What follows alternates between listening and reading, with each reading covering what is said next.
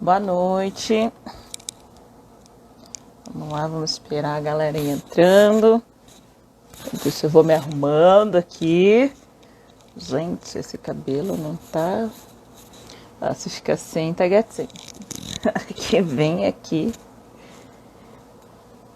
Hoje, com o frio, ele não tá querendo me ajudar. Vamos lá. Boa noite, boa noite. Hoje é Nádia. Desde já, muito obrigada pela presença. O Edu já tá entrando. Aê! Eu não sei que esse meu Instagram tem um quê de protagonismo, porque toda vez ele dá uma dessa, viu? Todas as lives que eu fiz ele faz isso. Sério? Mas que legal! Não sei, mas estamos aqui, deu certo.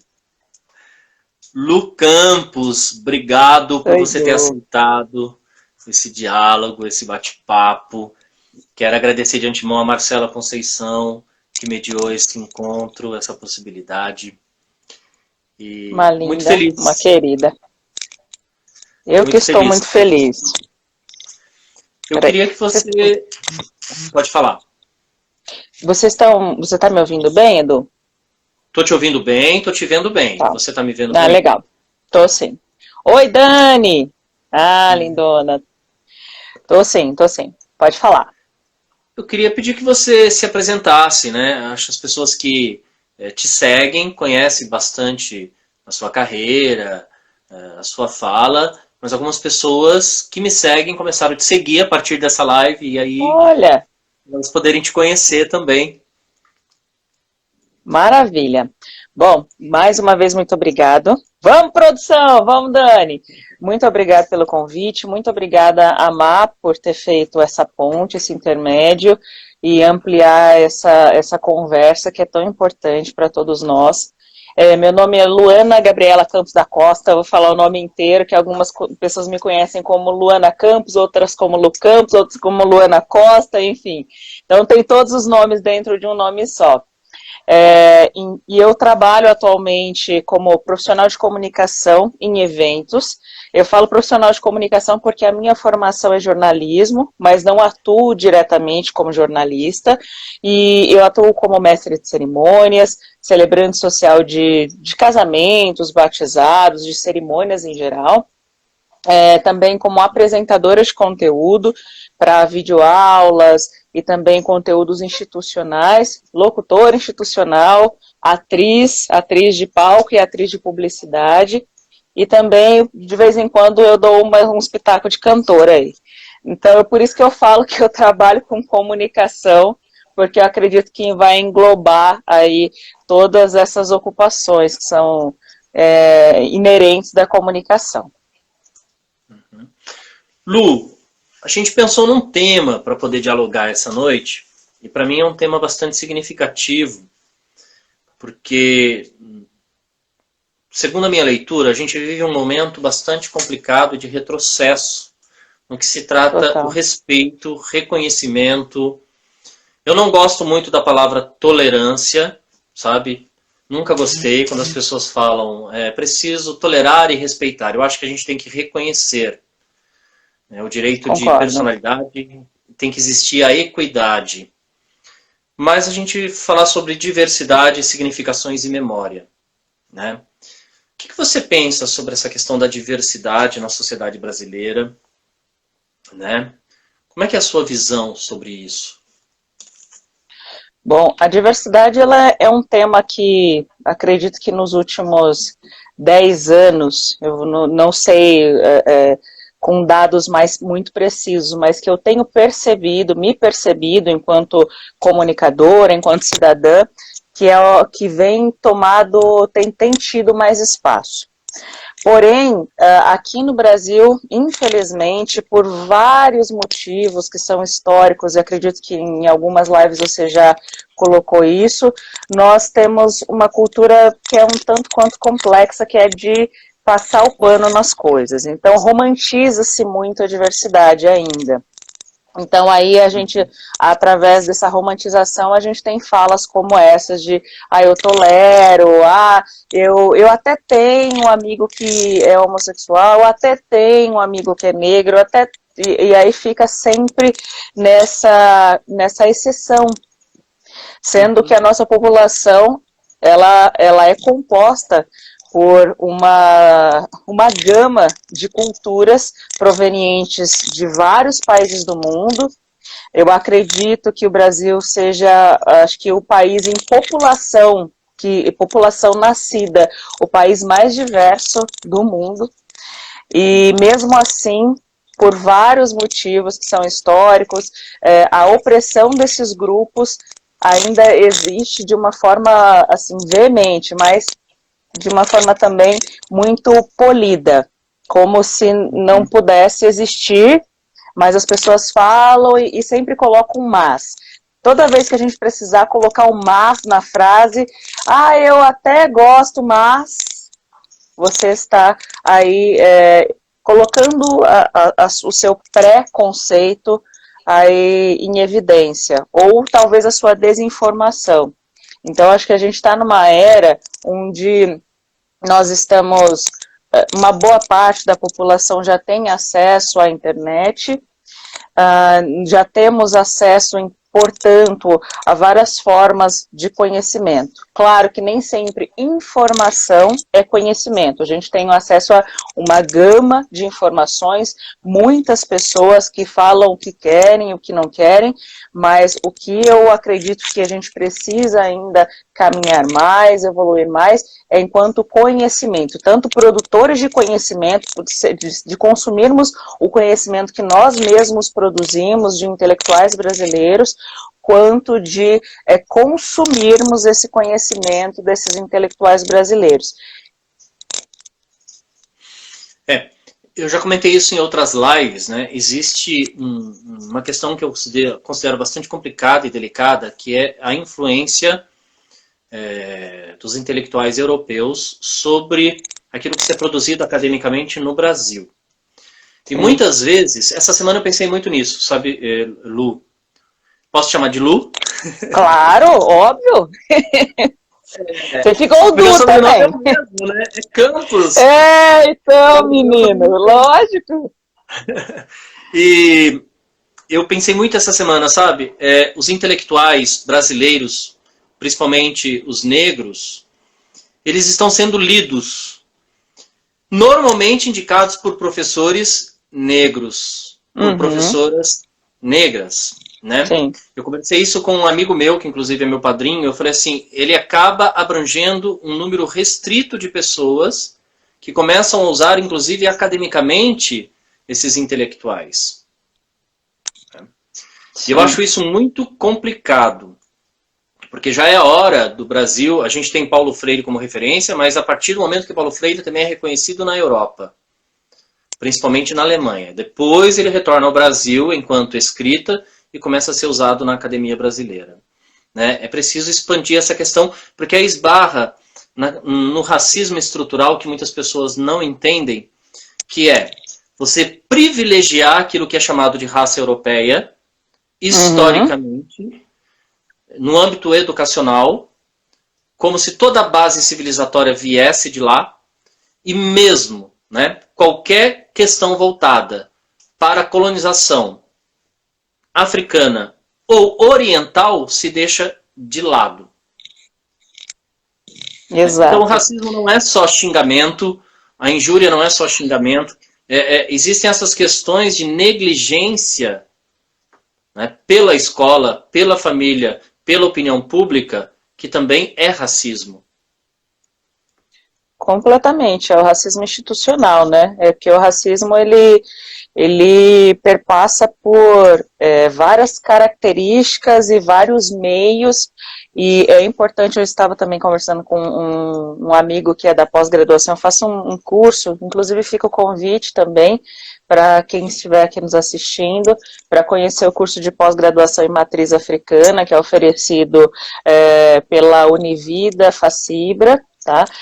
Podem entrar depois no meu perfil, que eu vou deixar uma divulgação, até para a gente poder ter mais espaço, porque através desse curso eu posso dizer que o meu resgate ancestral, ou seja, a minha identificação enquanto mulher negra, minha reidentificação, aconteceu mais propriamente dito em 2019. Que foi, eu conto isso sempre, no processo da peça de teatro que eu participo também, que é a Bertoleza, que conta a história de uma mulher negra, essa história é uma adaptação do livro O Cortiço, que se transformou num musical, o Anderson Claudir, que é o nosso diretor, adaptou para um musical, e aí ele inverte o protagonismo da história. No livro O Cortiço, o protagonismo é sempre do João Romão, que é um português que diz se lutar para poder enriquecer, e aí ele se aproveita daquela mulher negra que está juntando o dinheiro dela para ter sua carta de alforria, ele a convence de ser sócia dele, eles vivem em uma situação praticamente marital, e em um determinado momento ele decide que ele não quer mais a negra, ele quer uma ascensão social, e aí ele quer um jeito de matá-la, ela descobre e se mata. E aí essa peça eu já estou com ela desde 2015 aqui em Campinas, o grupo foi para São Paulo, e aí eu vim trabalhando ela, mas ano passado essa peça começou a tomar corpo para falar sobre feminismo negro. E aí eu fiz todo esse enredo para exemplificar para vocês, para quem ainda não conhece os termos, racismo institucional, racismo estrutural, racismo epistêmico, tudo isso provém de uma lógica, como o Du falou, de uma racialização europeia, como se a raça europeia de pessoas de pele branca fosse uma raça superior a qualquer outra existente no mundo. Só que a diferença, aí vem algumas falas de pessoas, algumas desinformadas e outras que querem prevalecer nesse racismo. Vem algumas falas como, mas na África também existiu racismo, mas na China também existiu escravidão, mas na China também existiu. Só que a diferença é que nenhuma, isso o meu amigo que é estudioso de história me falou, e eu não tinha tido esse acesso ainda. Nenhum outro continente, nenhum outro povo que foi escravizado, foi desumanizado, como aconteceu com a população preta. Então, o racismo, ele tem várias facetas, exatamente porque ele assim, em resumo, é a opressão de um grupo sobre outro. Em resumo, bem resumido.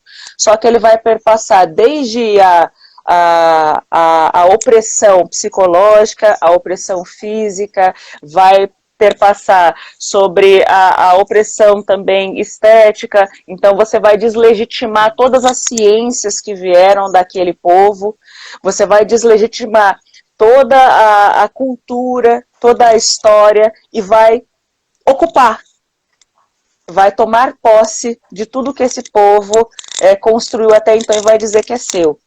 E a gente vê, infelizmente, isso acontecendo até hoje, né? Até hoje, assim, situações onde, eu vou falar entre aspas, situações onde toma-se o lugar de pessoas pretas, toma-se a cultura delas e querem que elas aceitem de uma forma como se isso fosse normal. Então, eu acho importante que os autores, os intelectuais negros estejam tendo espaço, mas eles precisam ter espaço para o Brasil, não só para outras pessoas pretas. É importante que essas pessoas pretas, não só os pretos, os indígenas, eu também deixo o convite para que vocês conheçam Ailton Krenak. Para quem não conhece, vale muito a pena. É um indígena da região de Minas Gerais que é super intelectualizado e tem livros brilhantes. E é importante a gente poder explorar esses intelectuais pretos a partir das pessoas pretas que os consomem, para que elas possam se ver, para que nós possamos nos ver como produtores, sim, de conhecimento, como pessoas inteligíveis e inteligentes. Isso é essencial. Desculpa, Edu, tô falando pra caramba aqui, eu vou viajando, você me corta, hein? Não, eu lembro da Nath. Você sabe o que me preocupa? Eu trabalho muitos anos com políticas e práticas de inclusão. E uma coisa que me incomoda muito quando eu leciono essa disciplina é as pessoas entenderem como se as identidades, a partir de uma questão de cor de pele, de orientação sexual, de gênero, entende? De comunidades, sim, como se elas fossem compartimentadas, e no Brasil é ensinado assim. Né? Então você vai falar de LGBT, então a gente vai falar da cultura gay. Nós vamos falar, né, das pessoas negras, então vamos falar do negro. O Brasil, ele não construiu uma identidade do brasileiro a partir dessa diversidade. Né, em detrimento dessa construção eurocêntrica. E sim, você sabe que eu fiquei pensando muito, porque assim, você faz esse curso de especialização em matriz africana, eu tenho outros amigos que fazem, eu fiquei pensando,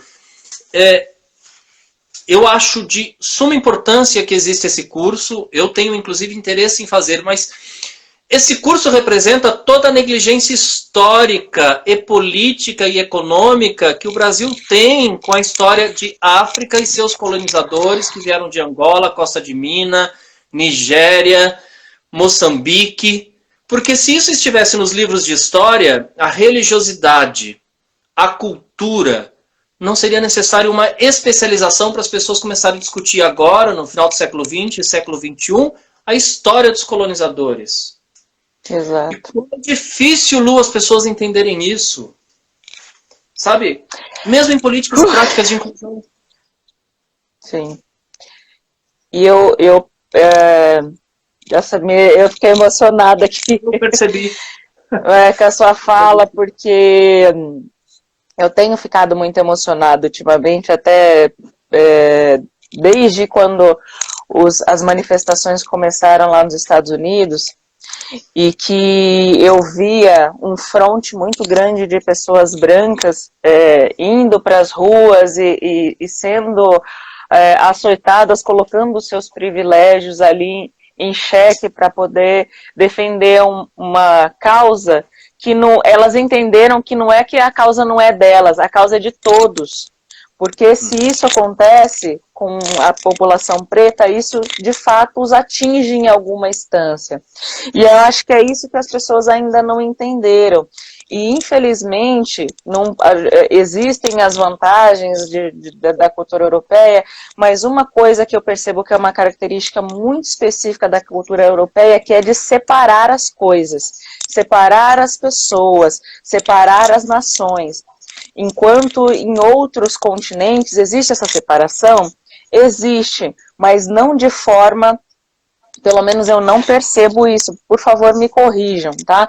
Mas não de forma a deslegitimar completamente um outro povo. Existem guerras, existem muitas mortes, disputa de território, é humano isso, mas você desumanizar um outro povo, isso é algo que infelizmente não existiu na história se não foi uma criação eurocentrada, né, eurocêntrica.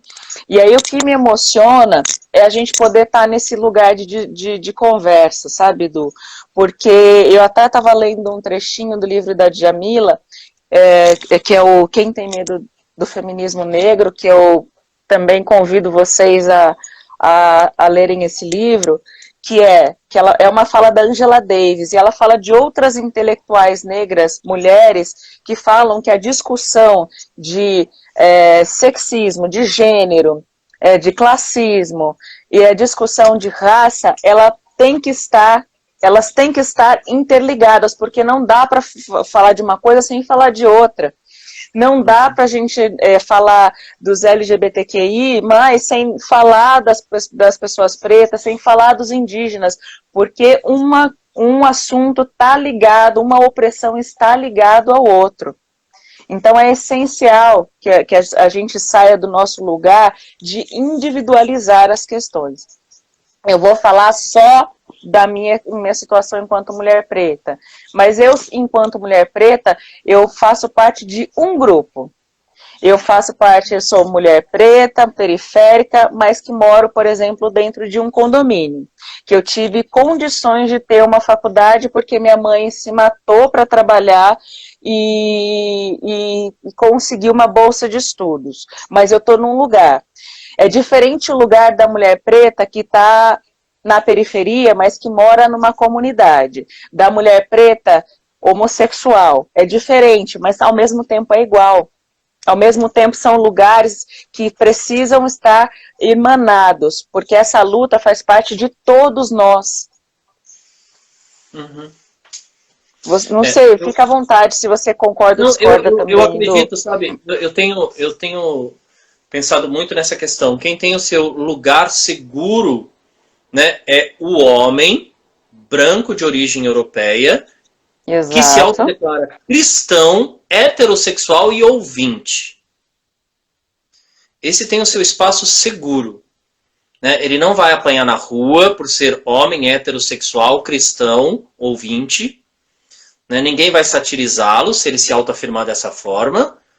Sim. Qualquer coisa que fuja dessa cosmética e estética esbarra na questão da diversidade, se inclui na questão da diversidade, e tem uma luta, por isso que eu falo, existe um projeto político de compartimentalização do comportamento e das identidades, né, que muitas vezes não faz enxergar que fora desse modelo nós somos a minoria na instância de poder. Né? Exato. A luta é preta, a luta ela é LGBT, a luta ela é, sabe, de outra origem que não seja europeia.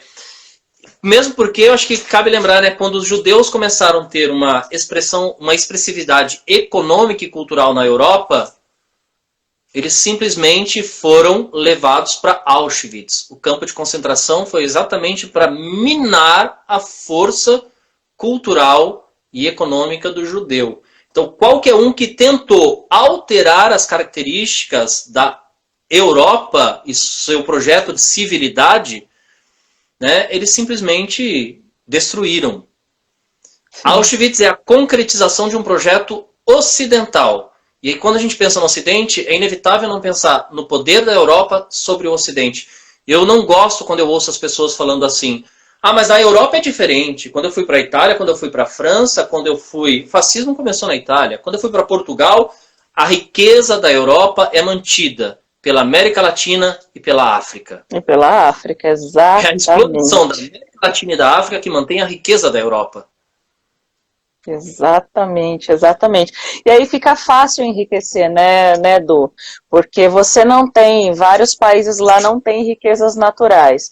Você não. Vai, destrói aquele povo, psicologicamente falando, os explora, os escraviza e faz com que eles ainda mantenham seus países. Então, hoje, porque até uns 2, 3 anos atrás, eu sinceramente não entendia o movimento migratório, o movimento dos imigrantes, os imigrantes africanos que estão buscando asilo na Itália, na Alemanha. Eu não entendia no sentido de que eu sei que eles estão buscando esse asilo porque nos seus países eles estão sofrendo muito com a guerra, com a fome, com a falta de saúde. Mas eu falo, gente, é um movimento única e simplesmente de retomada do que lhes foi retirado. Tomado, sequestrado. Sabe? E sequestrado, usurpado, foi aviltado. É um movimento natural do humano de querer sobreviver. E eu vou fazer um movimento de quê? Eu vou para onde tem as riquezas, que é o que eles fizeram. Eles vieram para onde tem as riquezas naturais, exploraram tudo que podia aqui. Aí é fácil você falar que o Louvre é lindo, é fácil você falar que a Torre Eiffel é incrível. Não deixa de ser. Mas eu estive ano passado em Roma, e aí também estive em Lisboa. E é um arrepio que eu senti ao ver aquelas cidades tão bem estruturadas, principalmente Lisboa, mais estruturada no quesito de limpeza, mas Roma com aqueles mausoléus, aqueles palácios incríveis, e imaginar que aquilo tudo foi construído à base de muito sofrimento. Uhum. Muito sofrimento. E aí imaginar que a gente passa o que a gente passa hoje, e desculpa me emocionar, mas a gente passa o que a gente passa hoje, a gente vê aqui uma situação no nosso país de mais de 1 milhão de pessoas infectadas e um governo totalmente negligente, que é resquício de toda essa educação. E eu não consigo imaginar como as pessoas podem ainda achar que isso é vitimismo. E aí, a partir do momento que a gente tem pessoas que se abrem para conversar, que se abrem para discutir, que se abrem para ouvir uns aos outros, nós sofremos muita retaliação. Mas eu fico feliz, até a Emília, não sei se ela está aí ainda, se tiver, dá um oizinho.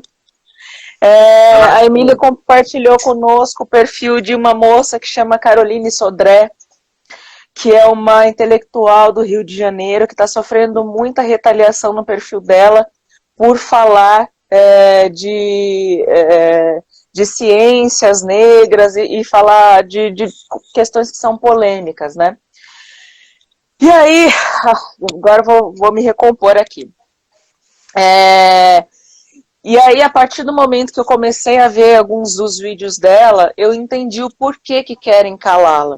Da mesma forma que possivelmente você vai poder falar, Edu, pela formação que você tem e pelos lugares onde você já passou, pelo que você me apresentou do seu currículo, eu posso imaginar o quanto você já passou por várias situações de preconceito, de opressão, de deslegitimação da sua fala. Uhum. Conta também, fica à vontade para falar um pouquinho. Então, na verdade eu tenho dialogado com as pessoas e as pessoas em alguns momentos perguntam isso, né? Mas você está aberto a dialogar isso? Eu trabalho há muitos anos com políticas e práticas de inclusão. E eu sou filho de mãe solteira. Na época não existia o termo mãe solo. E foi muito difícil você crescer numa sociedade falocêntrica, patriarcal, sem a presença do pai ao lado, porque a mãe ela tinha que manter economicamente a casa, emocionalmente, a educação do filho, acompanhar tudo. Foi com muita luta, muita batalha. E sou homossexual assumido desde os meus 18 anos, socialmente assumido. E muitas vezes isso aconteceu. A minha fala ela sempre foi indagada pelo qual é a sua orientação sexual, o que você é, né? Como se isso alterasse a minha intelectualidade, a minha formação e as minhas vivências. Então sempre existe uma curiosidade que também provoca um certo silêncio, né? Sobre a sua origem, a sua identidade, a sua personalidade. Eu postei algo hoje que me incomodou muito durante a noite, e algumas pessoas não concordaram, mas eu pensei, sabe, o que aconteceu com o Decotelli, o que seria ministro da Educação, nada justifica você colocar no seu Lattes títulos que não existem. Mas o que me incomodou foi o fato de nós termos 3 ministros, um deles não é mais também, que também haviam apresentado no Lattes títulos que não existiam, uma ministra que também apresentou no Lattes títulos que não existiam, e depois ela disse que ela era mestre e doutora em Jesus, e permaneceram nos seus cargos. Né? Então, assim, eu acredito que nenhum deles deveriam estar ocupando esses cargos. Mas se isso não era critério, né, para o atual governo, por que dessa vez foi?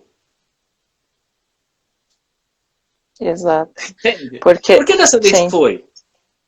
Né? Então, um disse que tinha especialização em tal área e não tinha, e que tinha feito essa especialização em Harvard, não tinha. O outro disse que tinha doutorado e não tinha. A outra disse que tinha mestrado e doutorado, não tinha.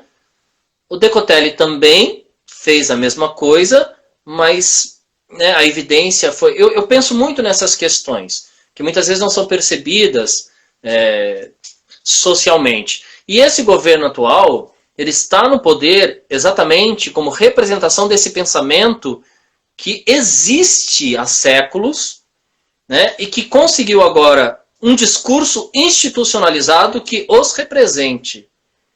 Porque o ódio ao gay, o ódio ao negro, o ódio à mulher, faz parte do século XX do Brasil, da história do século XX do Brasil. Exato.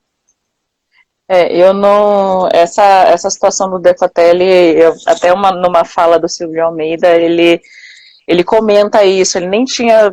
Foi logo no início da semana, logo que ele foi chamado, né, que ele foi nomeado, que houve uma comemoração, uma certa comoção das pessoas pretas, de algumas pessoas pretas, de pensarem, né, poxa, né, um ministro da educação preto. E aí, logo na sequência, ele não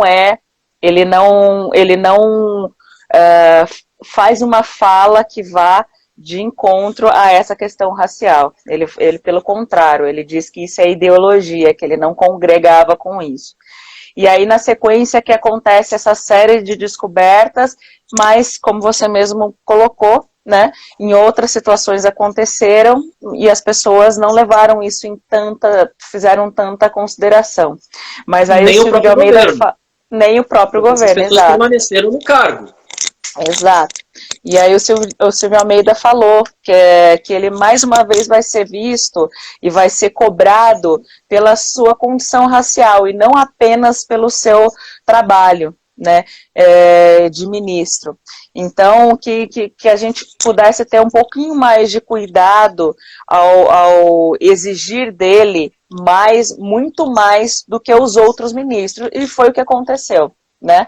Então logo ele virou chacota, esse governo que já está completamente descredibilizado por uma boa parte da população. As pesquisas já vêm aí, pelo menos as pesquisas da Datafolha já vêm colocando o quanto o governo está cada vez mais caindo em descrédito, e mesmo assim eu me surpreende pessoas que ainda apoiam, mas enfim. Mas é isso, o Decotelli foi colocado e foi colocado na forca pela sua condição de negritude. Eu também faço essa leitura. Eu também faço essa leitura porque se tivesse sido adotado o mesmo critério para todos os outros, mas não foi. Inclusive, Exato. Um dos ministros da educação que ocupou o ministério, né, quando ele foi convidado, constava doutorado no Lattes dele, o próprio presidente anunciou isso, e depois descobriu-se que não tinha.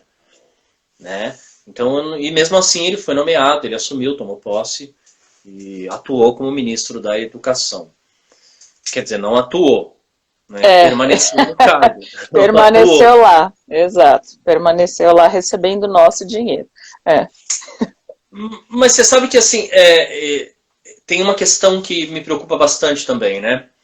Que é como esse processo de memória da colonização de pessoas que saíram do continente africano, de alguns países específicos, para o Brasil, quanto eles contribuíram para a cultura e como politicamente isso foi dissolvido, né? Porque até o século XVII o Brasil falava porto-crioulo e nhengatu, que era exatamente uma mistura do espanhol, do português, do africano nagô, do evefon afoxé e do tupi-guarani. Quando a gente pensa no livro Triste Fim de Policarpo Quaresma, né, que ele reivindica o tupi como língua oficial do Brasil, na verdade ele está reivindicando o nhengatu. E o Brasil não oficializou nem o nhengatu, nem o porto-crioulo como língua oficial. Por um contrato com a coroa portuguesa, oficializou-se o português. Só que 80% da população brasileira falava nhengatu ou porto-crioulo. Litoral nhengatu, interior do Brasil, porto-crioulo. Então, a partir do momento que você oficializa uma língua que não é a falada pela população, você tem praticamente uma população de 90% de analfabetos. Porque a língua que será ensinada na escola não é a língua que eu uso. E aí a língua que eu uso não é a língua oficial. E por não ser a língua oficial, eu não a domino. Logo, eu sou analfabeto dentro desse projeto de nacionalidade que foi criado. Né? Principalmente a população que provocou essa mistura e que desenvolveu essa linguagem que seria uma linguagem nacional. Né? E quem fala de Nhangatu, quem fala de Porto Crioulo, quando as pessoas estudam um pouco mais sobre as comunidades quilombolas, se fala do Porto Crioulo. Senão, não. Né? A própria história da língua portuguesa no Brasil negligencia a história do Nhangatu e do Porto Crioulo. Exato. E até aqui, só fazendo um parêntese, porque eu quero que você continue, porque essa aula de história é essencial, é muito importante. Até vou citar a Djamila de novo, porque eu tenho lido bastante os livros dela. E no Lugar de Fala, ela tem um trecho que ela fala, se eu não me engano, da revolta dos malês, e que a forma como a nossa fonética foi construída e como ainda as populações mais periféricas, mais pobres falam, que colocam um R no lugar de muitas palavras, ou colocam um E. Por exemplo, minha mãe sempre falou muito advogado, igual. E aí eu estava falando com esse amigo hoje, que é um estudioso, ele falou que são origens do crioulo, né? Uhum. E aí eles se diziam falantes de pretuguês, que é o português de preto, que é exatamente essa colocação que você está dizendo agora, do Nhangatu e do Porto Crioulo. Com certeza é a mistura dessas línguas com o português que a gente fala até hoje. Que na verdade construiu a riqueza, né, da língua portuguesa falada no Brasil, mas que a escola muitas vezes, por privilegiar a variante padrão, desconstrói esse estudo teórico mesmo da história da linguagem operada no Brasil. Né? E aí eu penso, falar de diversidade, sem buscar as memórias de fato, você entra num contrassenso, porque como valorizar a diversidade humana quando a nossa história não é diversa? Entende? Quando o livro de história ele é elitista. Boa. Como é que você ensina o valor à diversidade se a nossa história registrada politicamente... Aliás, tem uma questão sobre os surdos que eu acho assim bastante delicada. Quando eu dei aula de linguística e libras também dentro dessa proposta, eu ficava um pouco preocupado com algumas falas de que a língua brasileira de sinais tem origem na língua francesa de sinais. Não, não tem. Isso é mito. Os surdos brasileiros já sinalizavam. Aqui no Brasil já existe uma língua de sinais que é da tribo Urubucapor, da comunidade indígena Urubucapor. Então foi uma mistura. Mas como o Rio de Janeiro vivia La Belle Époque, o INES foi fundado, era elitista, burguês, era chique falar que o surdo brasileiro sinalizava a língua francesa. Então, a própria história da língua de sinais brasileira também esbarra nessa reconstrução tendo uma origem europeia. Olha o que estão conseguindo fazer com o surdo. Mais uma vez se remete à Europa e se desconstrói toda a cultura que existia aqui no Brasil. Porque você encontra isso em vários livros que falam sobre a comunidade surda. E isso é uma característica do racismo. Do racismo claro, indígena, mais por exemplo. Uma vez, a origem tem que estar na Europa. Exatamente. Então você avilta, deslegitima aquele povo, fala que o que ele faz não é ciência, não é comprovado, e só passa pelo crivo de ciência o que está dentro do nosso entendimento. E aí a gente passa um pano, coloca uma coisinha aqui, e aí faz exato, o apagamento histórico, que a Cibele acabou de colocar aqui.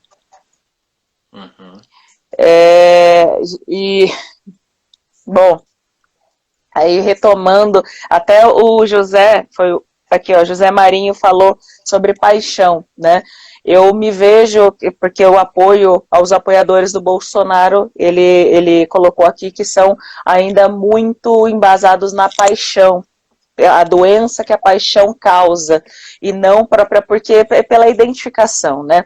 Não necessariamente pelo conhecimento.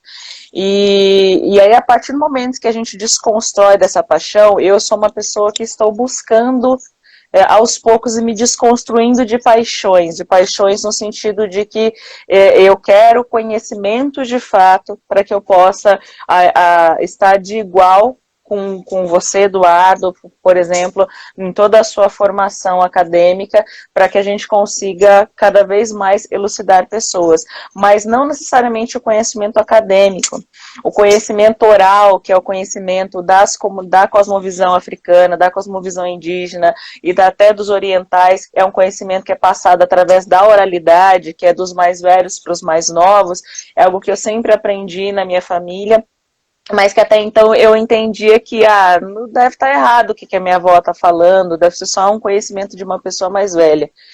E aí isso tudo está dentro do conceito de diversidade, porque como você mesmo colocou, a partir do momento que eu tenho uma única, que eles chamam de universalização, e até nesse livro da Djamila, o Quem Tem Medo do Feminismo Negro, ele fala dessa universalização.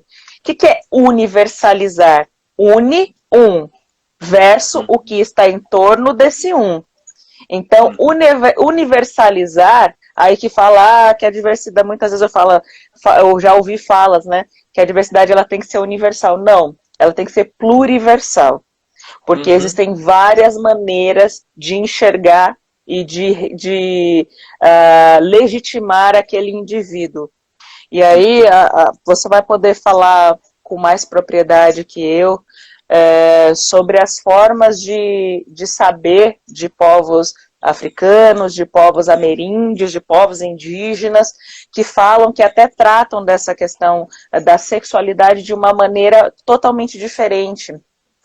No curso de matriz africana, eles colocaram que tem alguns povos, que se eu não me engano, da região eu não lembro se é da Guiné, eu não me recordo, que tratam as pessoas que aqui para nós são vistas como homossexuais, mas que têm a sua sexualidade diversificada, para eles, a visão deles, como pessoas que têm um lugar especial.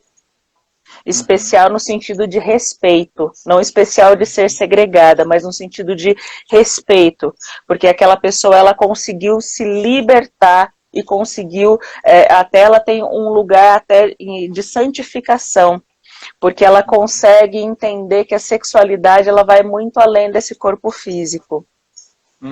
Ela vai num lugar num lugar mais etéreo, e por isso ela tem que ser respeitada. No espiritualismo, que a origem não é europeia, né? Eu estou falando do espiritualismo, não do espiritismo. No espiritualismo, que também se acredita na reencarnação, e aí contradiz aquilo que o cristianismo propõe, né? A evolução do espírito chega em determinados estágios, e um deles também é a sexualidade sem a necessidade de reprodução, para que não se tenha uma, como eu posso dizer, uma vivência de um karma a mais, que seria as provas que os filhos podem colocar em nossas vidas. Então, olha só, para o espiritualismo, a homossexualidade é encarada como um grau de evolução espiritual. Entende? Imagina que encrenca isso dá quando vocês pagam os conceitos do cristianismo, né, que tornou pecado qualquer forma de sexualidade que não seja para a reprodução do ser humano. Eu queria só fazer um outro comentário, se você me permite. Com certeza. O Maranhão tem uma religião chamada Tambor de Mina. E é uma religião espiritualista. As pessoas às vezes confundem com Umbanda, mas é uma religião que nasce no Maranhão. E eu fiquei muito surpreso quando eu conheci um pouco da história do Tambor de Mina, porque o Maranhão foi um dos primeiros estados onde o curandeirismo foi proibido. Era muito forte o curandeirismo. Não porque o curandeirismo não funcionava. O conhecimento das ervas, das benzeduras, era algo que tinha um efeito muito forte no organismo do ser humano. Mas quando a indústria farmacológica começou com a sua atividade no Brasil, a medicina alopática começou a atuar, era preciso acabar com o curandeirismo, porque as pessoas tinham muito mais confiança nos curandeiros do que nos médicos. E uma música que a gente canta, né? Pai Francisco entrou na roda tocando o seu violão e vem de lá seu delegado, Pai Francisco foi para a prisão. Né? É a história de um curandeiro do tambor de mina, Pai Francisco, que entrou na gira da roda e porque ele estava fazendo a gira da roda de curandeirismo, ele vai preso por intervenção da polícia, porque passa a ser proibido. Então, essa música que as pessoas cantam como cantiga, né, muitas vezes sem saber a origem, conta a história do Pai Francisco, que é preso porque fez a gira. Né? E é muito interessante como as escolas muitas vezes cantam o Pai Francisco, mas não contam a história, né? Que é de um curandeiro do tambor de mina, espiritualista, e que vai preso por conta da gira. E são essas memórias que não são relatadas que empobrecem o nosso conceito de diversidade, que deveria ser plural, mas passa a ser monocromático, que não permite a gente pensar no conceito de outridade, a gente ainda trabalha com o conceito de identidade, e aí cada grupo tem que ser idêntico a si mesmo em nível de comportamento, enquanto que seria mais rico a outridade, você poder ser o legítimo outro, né, sem uma matriz como modelo. Boa, Edu, boa. Não conhecia esse termo, outridade. E eu penso, sabe, eu não consigo ver uma possibilidade de mudança se não for feminista, se não for por meio dessa concepção de outridade e dessa pluralidade, né? E não é à toa que são palavras substantivos femininos, né? É verdade. Lu, nós chegamos... e se você me permite, o seu amigo falou sobre paixão. O Nietzsche tem uma definição de paixão que eu gosto bastante, que é escravizar-se por vontade própria. E, de fato, essas pessoas se escravizaram por vontade própria a partir daquele que elas elegeram e porque é uma pessoa que não reconhece a pluralidade. Exato. Eu acho que esse não reconhecimento da pluralidade é por medo. Na verdade, eu acho que todas as formas de radicalismo, elas têm como pano de fundo o medo, né? O medo de perder o meu lugar. Então, seja que as pessoas que ainda permanecem nessa paixão identitária por esse governo, por mais que ele faça e demonstre a sua ineficiência e a sua inabilidade, elas estão ali mostrando que eu me identifico com eles ou com ele e eu não quero que esse lugar me seja tirado, né? Porque eu tenho medo de que ao ser tirado desse lugar, eu me perca de mim mesmo. Eu sei que é uma fala, não sei se eu me fiz entender, mas é uma fala que até eu também estava pensando sobre esse não lugar que as pessoas que foram escravizadas e foram trazidas, né, à força para um continente que é totalmente diferente do seu, da sua cultura, e que até hoje esse não lugar, psicologicamente falando, nos faz muita falta. Um pouquinho antes, teve uma pessoa que a Emília falou sobre aqueles exames genéticos para identificar da onde que são nossas raízes, né? E aí tem um episódio de um podcast que chama Mamilos, que eu recomendo também bastante, que é muito legal no Spotify, que elas convidam uma moça que fala sobre o processo dela de redescobrimento identitário, ou como que eu posso falar agora? Outridentitário, como que eu Outridade. Isso?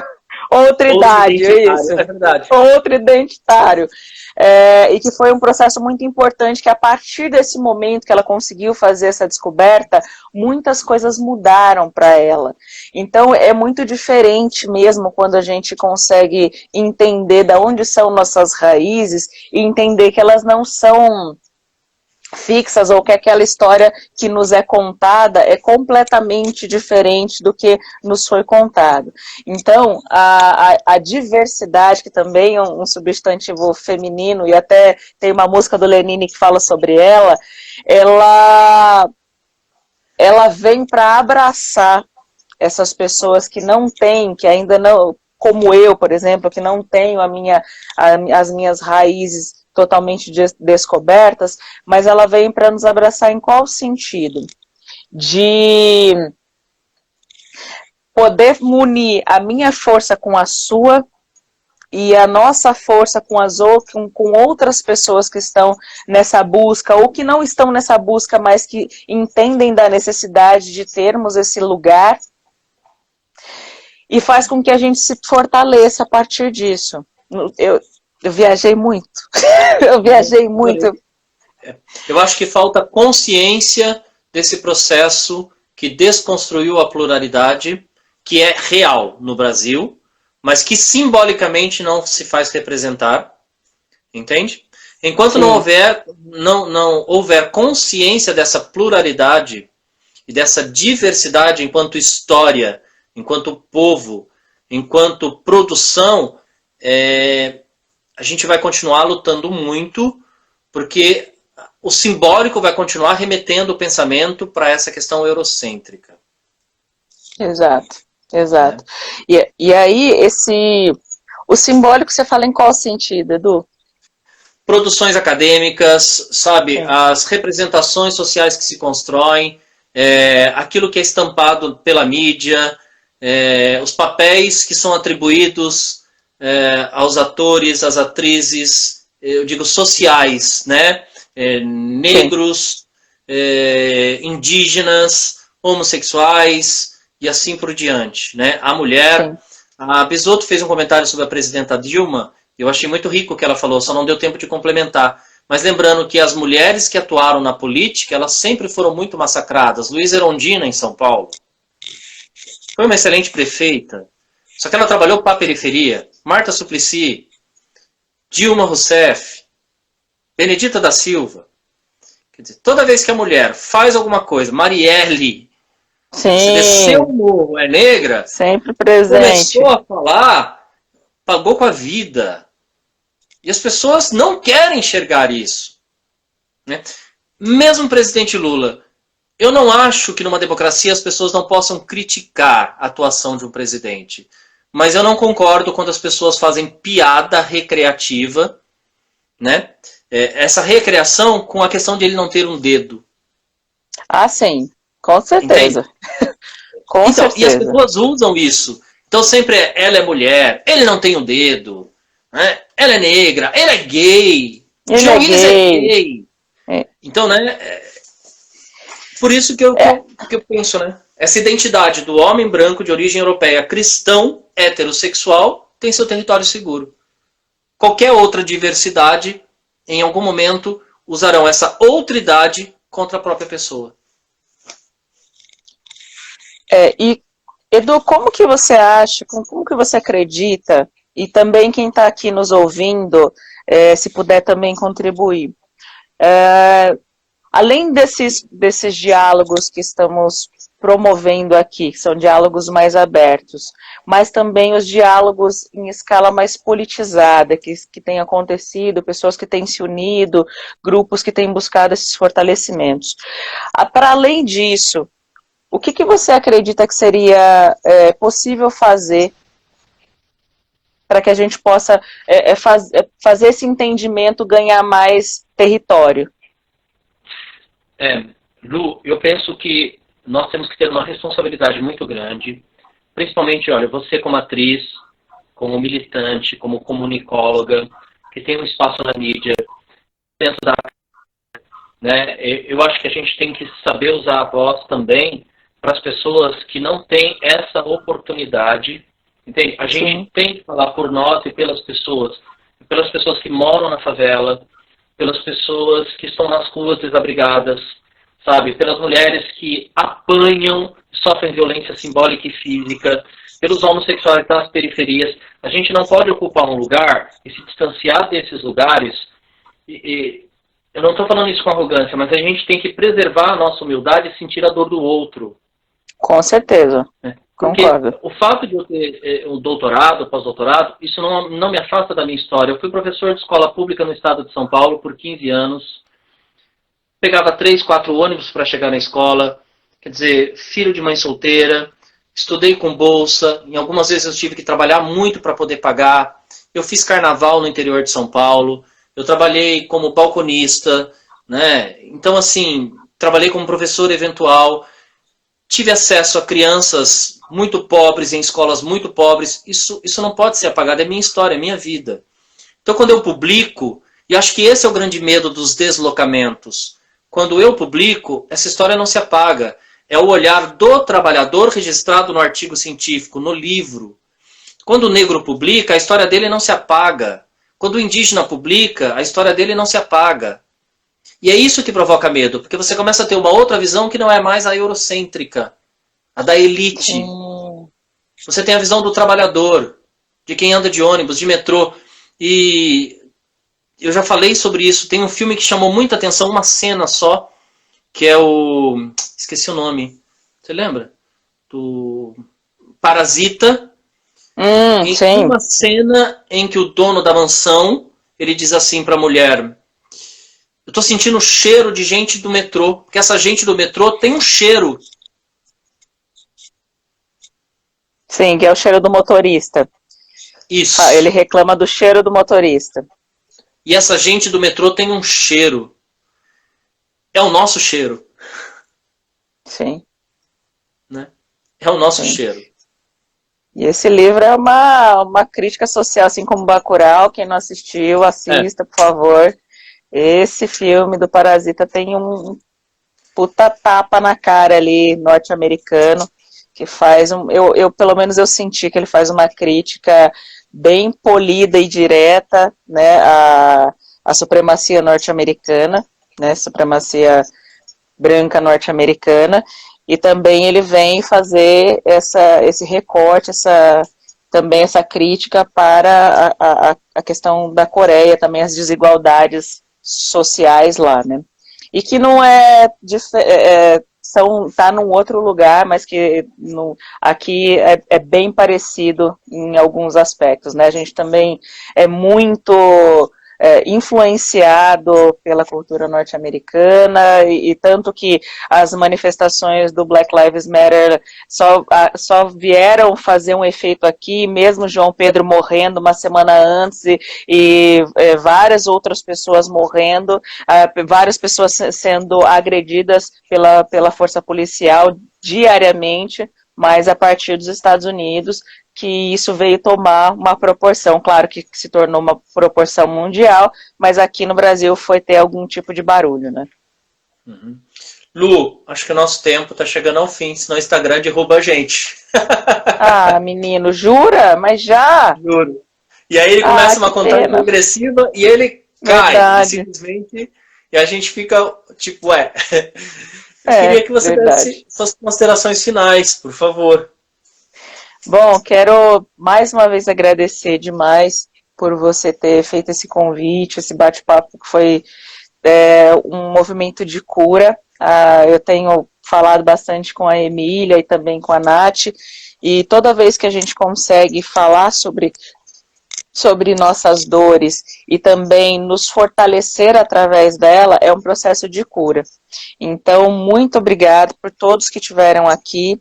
Uma hora não é suficiente, Nath, é muita sacanagem. O Instagram passou da hora de rever isso aí. Passou da hora. Mas quero te agradecer demais. Você me deu uma aula aqui que eu quero até buscar, né? Você me deu vários conceitos históricos que eu ainda não conhecia. Então, muito obrigado por isso também.